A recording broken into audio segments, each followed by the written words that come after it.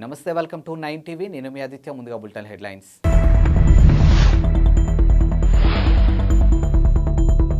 అయోధ్యలో రామయ్య భక్తులకు ఎలకుల ప్రసాదం పంపిణీ.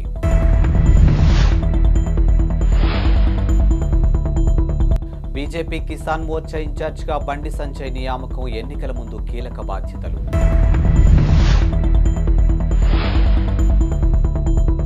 ప్రజాపాలన అభయస్తం డేటా ఎంట్రీపై సీఎస్ శాంతికుమారి కీలక ఆదేశాలు. అయోధ్య రామాలయంలో శ్రీరాముడి విగ్రహ ప్రాణ ప్రతిష్టకు సమయం సమీపిస్తున్న నేపథ్యంలో శ్రీరామ జన్మభూమి తీర్థక్షేత్ర ట్రస్ట్ కీలక నిర్ణయం తీసుకుంది.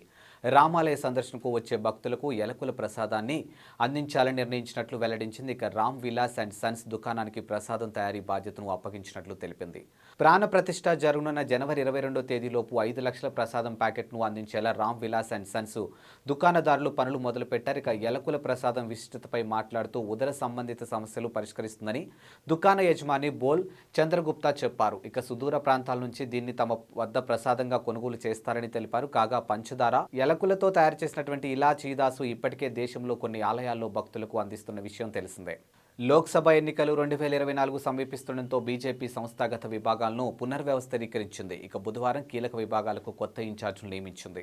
పార్టీ సీనియర్లు బండి సంజయ్ కుమార్, సునీల్ బన్సాల్ సహా పలువురికి కీలక బాధ్యతలు అప్పగించింది. ఇక యువ మోర్చా ఇన్ఛార్జిగా సునీల్ బన్సాల్, కిసాన్ మోర్చా ఇన్ఛార్జిగా బండి సంజయ్ కుమార్ను పార్టీ అధిష్టానం నియమించింది.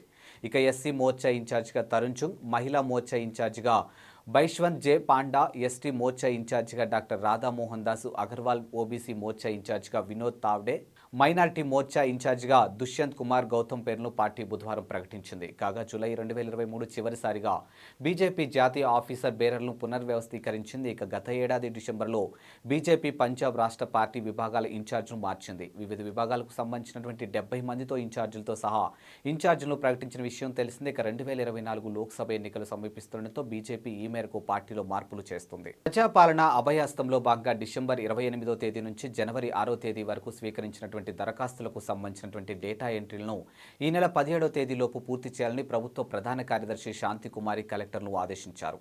ప్రజాపాలన నిర్వహణ డేటా ఎంట్రీపై కలెక్టర్లతో బుధవారం టెలికాన్ఫరెన్స్ నిర్వహించారు. ఈ సందర్భంగా ఆమె మాట్లాడుతూ రాష్ట్రంలోని ప్రతి గ్రామ పంచాయతీ, మున్సిపల్ వార్డులో నిర్వహిస్తున్నటువంటి గ్రామ లేదా వార్డు సభలు ఇబ్బందులు లేకుండా నిర్వహించడంపై కలెక్టర్ను అభినందించారు. 6వ తేదీన ప్రజాపాలన ముగిసిన వెంటనే అందినటువంటి దరఖాస్తుల డేటా ఎంట్రీ ప్రక్రియను మండల కేంద్రాల్లో చేపట్టాలని సూచించారు.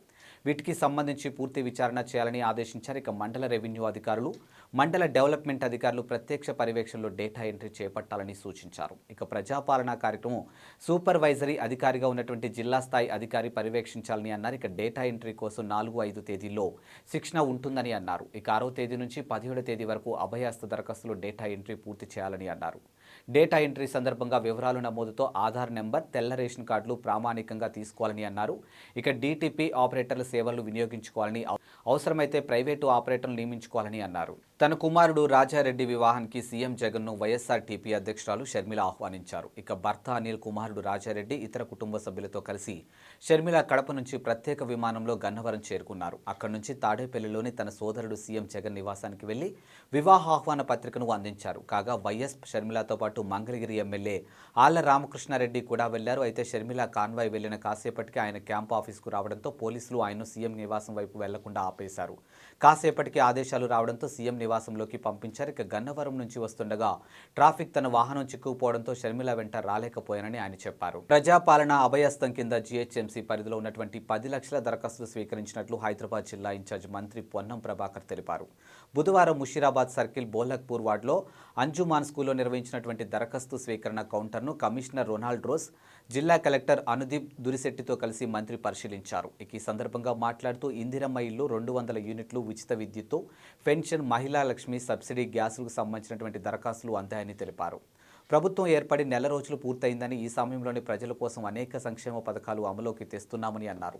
ఇక ప్రభుత్వం ఏర్పడిన 45 గంటల్లో మహాలక్ష్మి పథకాన్ని అమల్లోకి తెచ్చామని అన్నారు. ఇప్పటి వరకు 6.5 కోట్ల మంది ఉచిత ఆర్టీసీ ప్రయాణాన్ని వినియోగించుకున్నట్లు వెల్లడించారు. ఇక తమ ప్రభుత్వం ప్రతి ఇంటి నుంచి దరఖాస్తును స్వీకరిస్తుందని అన్నారు. ఇక 6 గ్యారంటీ పథకాలతో పాటు రేషన్ కార్డు, బస్తీ సమస్యల దరఖాస్తులను కూడా సమర్పించుకోవచ్చని స్పష్టం చేశారు.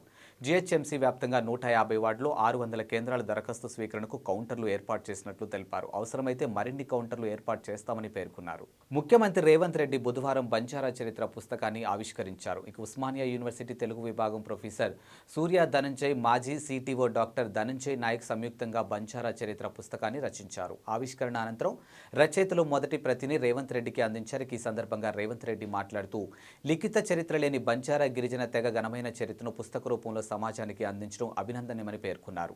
బంజారాల చరిత్ర ఎంతో గొప్పదని అన్నారు. వీరి చరిత్రను గ్రంథస్థం చేసేందుకు విశేష కృషి చేసినటువంటి రచయితలను అభినందించారు. ఇక రచయితలు మాట్లాడుతూ ముఖ్యమంత్రి చేతుల మీదుగా పుస్తకాన్ని ఆవిష్కరింప చేసుకోవడం ఆనందంగా ఉందని పేర్కొన్నారు. ఇక రేవంత్ రెడ్డి నాయకత్వంలోని కాంగ్రెస్ ప్రభుత్వం సమర్థవంతంగా పనిచేసి రాష్ట్రాన్ని ప్రగతి పదంలో నడుపుతుందన్న ఆశాభావం వ్యక్తం చేశారు. తెలంగాణలో 26 మంది ఐఏఎస్ను బదిలీ చేశారు. ఈ మేరకు రాష్ట్ర ప్రభుత్వం ప్రధాన కార్యదర్శి శాంతికుమారి బుధవారం ఉత్తర్వులు జారీ చేశారు. గనుల శాఖ ముఖ్య కార్యదర్శిగా మహేష్ దత్తా ఎక్కాను నియమించింది. ఇక ప్రణాళిక శాఖ ప్రిన్సిపల్ సెక్రటరీగా అహ్మద్ నదీం, సాగునీటి శాఖ కార్యదర్శిగా రాహుల్ బొచాల్ను బదిలీ చేసింది. ఇటీవల వరకు సీఎంఓ ముఖ్య కార్యదర్శిగా ఉన్నటువంటి స్మితా సబర్వాల్ను ఫైనాన్స్ కమిషన్ సభ్య కార్యదర్శిగా నియమించింది. ఇక వెయిటింగ్ లిస్టులో ఉన్నటువంటి దివ్య, భారతి, హోలికేరి, చిట్టెం లక్ష్మి తదితరులకు పోస్టింగ్లు ఇచ్చింది. ఇక పలువురు కలెక్టర్లు బదిలీ చేసింది. మరికొందరు కలెక్టర్లుగా బాధ్యతలు అప్పగించింది. అయోధ్య రామమందిర ప్రారంభోత్సవానికి జనసేన అధినేత పవన్ కళ్యాణ్కు ఆహ్వానం అందింది. ఇందుకు సంబంధించినటువంటి ఆహ్వాన పత్రికను ఆర్ఎస్ఎస్ ప్రాంత సంపర్క్ ప్రముఖ్ ముల్లపూడి జగన్ జనసేనానికి అందించారు. ఇక బుధవారం మధ్యాహ్నం జనసేన పార్టీ కేంద్ర కార్యాలయంలో పవన్కు ఆహ్వాన పత్రికను అందజేశారు. ఈ భేటీలో విశ్వ హిందూ పరిషత్ రాష్ట్ర organising secretary Srinivas Reddy, RSS కార్యాలయ ప్రముఖ పూర్ణ ప్రజ్ఞ తదితరులు పాల్గొన్నారు. ఇక పవన్ కళ్యాణ్కు ఆహ్వాన పత్రికను అందించింది అయోధ్య రామమందిర నిర్మాణం విశేషాలను తెలిపారు. ఇదిలా ఉండగా అయోధ్య రామమందిర నిర్మాణం ప్రారంభించగానే పవన్ కళ్యాణ్ 30 లక్షల విరాళం ప్రకటించారు. ఈ మొత్తాన్ని శ్రీరామ జన్మభూమి ట్రస్ట్కు అందించారు. అధునాతన సాంకేతికతను ఉపయోగించే అమర్ రాజా వంటి కంపెనీలకు ప్రోత్సాహం ఉంటుందని తెలంగాణ ముఖ్యమంత్రి రేవంత్ రెడ్డి హామీ ఇచ్చారు. హైదరాబాద్లో అమర్ రాజా గ్రూప్ ఆఫ్ కంపెనీ ప్రతినిధులతో బుధవారం జరిగిన సమావేశంలో సీఎం రేవంత్ రెడ్డి, ఐటీ శాఖ మంత్రి శ్రీధర్ బాబు, సీఎస్ శాంతకుమారి ఇతర అధికారులను పాల్గొన్నారు. ఈ సమావేశంలో అమర్ రాజాకు చెందినటువంటి గల్లా జయదేవ్ కూడా ఉన్నారు. ఈ సందర్భంగా ముఖ్యమంత్రి రేవంత్ రెడ్డి మాట్లాడుతూ రాష్ట్ర పారిశ్రామిక అభివృద్ధిలో అమర్ రాజా కంపెనీది కీలక పాత్ర అని అన్నారు. శుద్ధ ఇంధనం ఉత్పత్తికి తెలంగాణ రాష్ట్రం కట్టుబడి ఉందని తెలిపారు. ఇక అధునాతన సాంకేతికతను ఉపయోగించే కంపెనీలకు ప్రోత్సాహం ఉంటుందని అన్నారు. అనంతరం గల్లా జయదేవ్ మాట్లాడుతూ గిగా కారిడార్కు ప్రభుత్వం ఇస్తున్న సహకారం అభినందనమని తెలియజేశారు. ఇక తమ ప్రాజెక్టు త్వరితగతిన పూర్తయ్యేంత వరకు ఈ ప్రభుత్వం సహకరిస్తుందని తెలిపారు. తమ వ్యాపారాలను మరింతగా విస్తరిస్తామని, విద్యుత్ బ్యాటరీల అభివృద్ధికి ప్రభుత్వం తోడ్పాటును అందిస్తున్నామని పేర్కొన్నారు. హైదరాబాద్ నగరంలో జూబ్లీహిల్స్ పోలీస్ స్టేషన్ పరిధిలో బుధవారం షాకింగ్ ఘటన నమోదైంది. ముఖానికి మాస్క్ పెట్టుకుని లిఫ్ట్ అడిగి ఓ మహిళ కారు ఎక్కి అతను డబ్బులు ఇవ్వకుంటే లైంగికంగా వేధించావంటూ కేసు పెడతానంటూ డ్రైవర్ను బెదిరించింది. అప్రమత్తమైన డ్రైవర్ కారును నేరుగా బంజారాహిల్స్ పోలీస్ స్టేషన్కు తీసుకెళ్లడంతో మహిళా వ్యవహారం బయటపడింది. ఇక నిందిత మహిళా పోలీసులు అరెస్ట్ చేశారు. నిందితురాల్ని నయీమా సుల్తాన్గా గుర్తించారు. ఇక తనను తాను లాయర్గా ఆమె చెప్పుకుంటుందని పోలీసులు తెలిపారు. ఆమె వద్ద లభించిన పుస్తకాల్లో కొన్ని ఆధారాలను గుర్తించామని, ఆమెపై హైదరాబాద్, సైబరాబాద్ కమిషనరేట్ల పరిధిలో 15కు పైగా కేసులు ఉన్నాయని వెల్లడించారు. ఇక దీంతో నయీమా సుల్తాన్ను అరెస్ట్ చేశామని పేర్కొన్నారు. ఇక బార్ అసోసియేషన్కు లేఖ రాసి ఆమె గురించి తెలుసుకున్నామని జూబ్లీహిల్స్ పోలీసులు వెల్లడించారు. ఇవి ఇవాల్టి బులెటిన్ అప్డేట్స్. మరో బులెటిన్తో మళ్ళీ కలుద్దాం. అంతవరకు సెలవు, నమస్కారం.